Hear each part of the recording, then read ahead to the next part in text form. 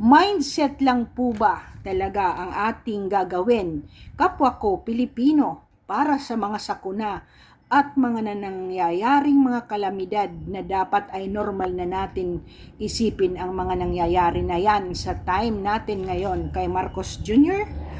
Balikan po tayo sa 2019 sa Fort Sona kasi kumbaga magko-compare tayo bayabas to bayabas, apple to apple sa nangyari ng Fort Sona.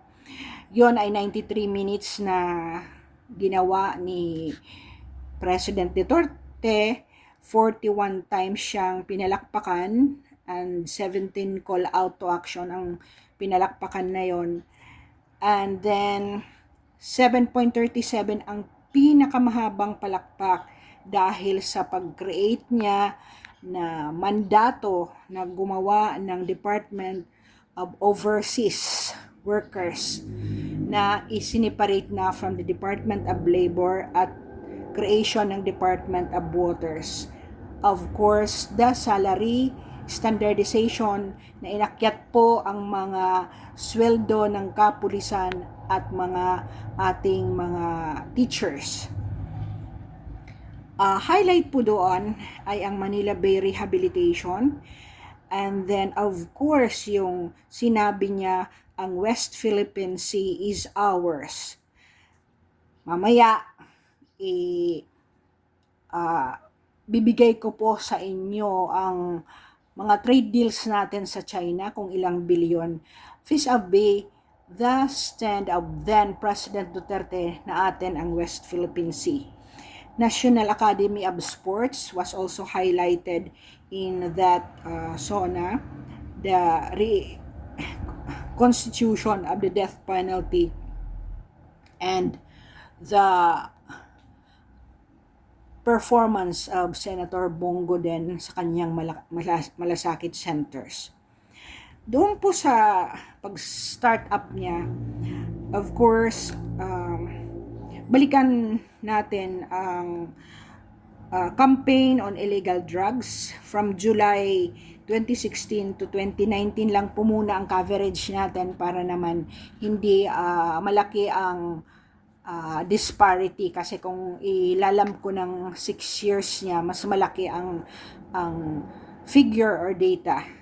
So, ang voluntary na nag-surrender from July 2016 nung siya ay umupo hanggang 2019 ay 1,283,409 na mga drug users na pumunta voluntarily sa barangay para hindi sila matukhang.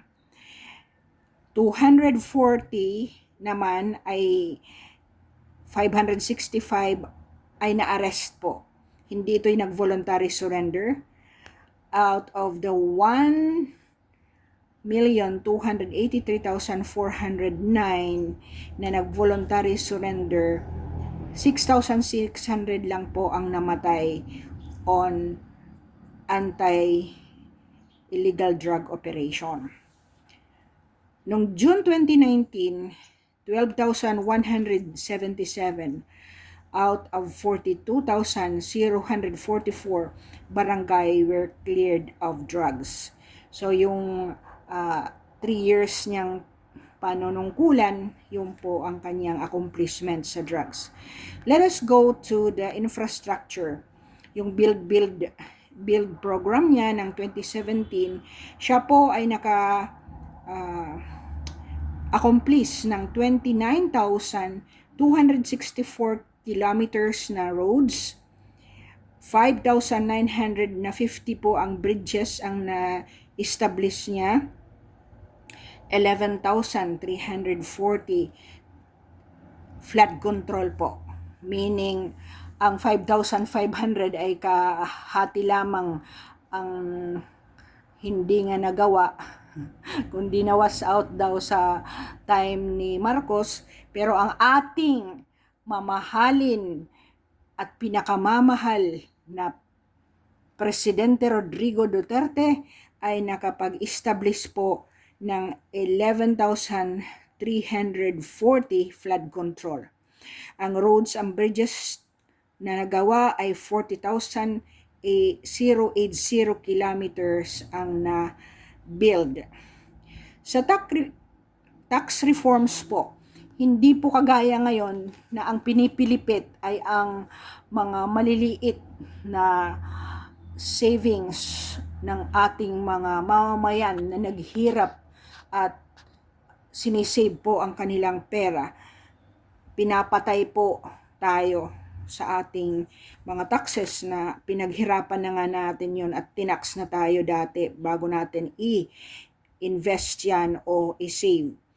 Ang nangyari po ay ang ginawa ni President Duterte noong 2017, in-exempt po niya ang mga tao na nagtatrabaho na nag-i-income ng 250,000 pesos annually or less na walang tax. Ang mga corporate taxes naman po ay rinidusan to attract investors na mag-invest sa atin at in-increasean po ang control, tax control sa collection at saka mga taripa ng ating customs at saka lininis po niya ang Bureau of Customs sa mga kalokohan sa mga taripa, and we were able to collect 6.2 billion alone sa Mighty Cigarettes. At kaya po galit na galit ang mga mayayamang mga korporasyon sa kanya kasi pati ABS-CBN, yung mga network na hindi nagbabayad ng tax ay kanya pong siningil strongly na magbayad sa atin. Kaya ngayon maintindihan niyo kung bakit galit sa kanya ang mga mayayaman. With these tax reforms, ang ating farmers at ating agri-business, nire-move po niya. Number 1, ang rice monopolies. Inalaw niya ang import para mababa ang presyo ng ating mga bigas. Merong sagip-saka program para ma-boost ang farmers at hindi lang farmers kundi ang mga fisher folks na magnegosyo by giving them sagip-saka boost funds na pinalalago nila ang kanilang mga negosyo. Sa environment po, siya ay nag-sign ng 2017 ng Paris Climate Agreement na pinoprotektahan pong ating marine at saka nag-accelerate po sa actual first year niya kasi from 2016 ng July to 2017 doon lang po talaga ang counting ng 1 year.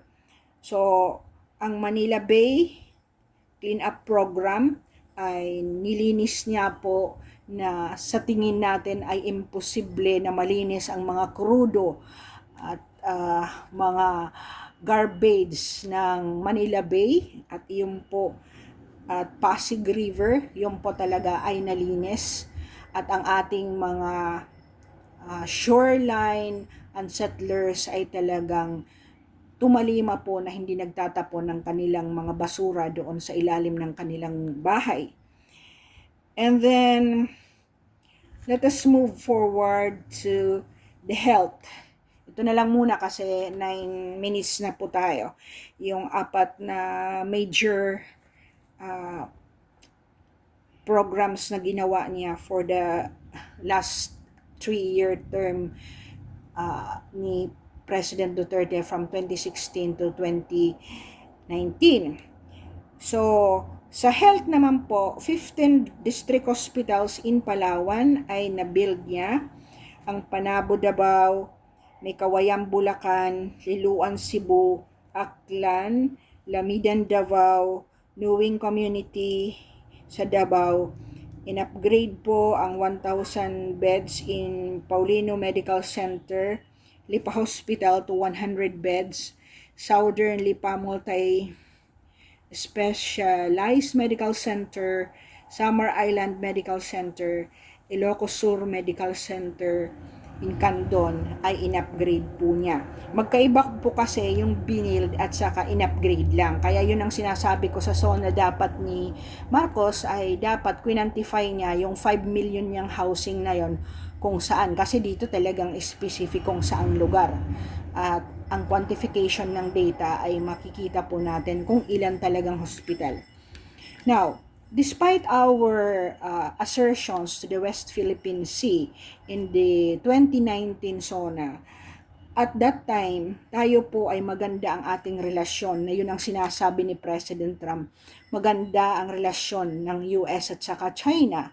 So despite that stand natin na atin ang West Philippine Sea, wala po tayong ginaganito ngayon na binubombahan ng mga tubig ang ating mga mangingisda. And we were able to get 10 billion business deals in 2019 from China, 300 billion from Japan, with 80,000 jobs na na-create.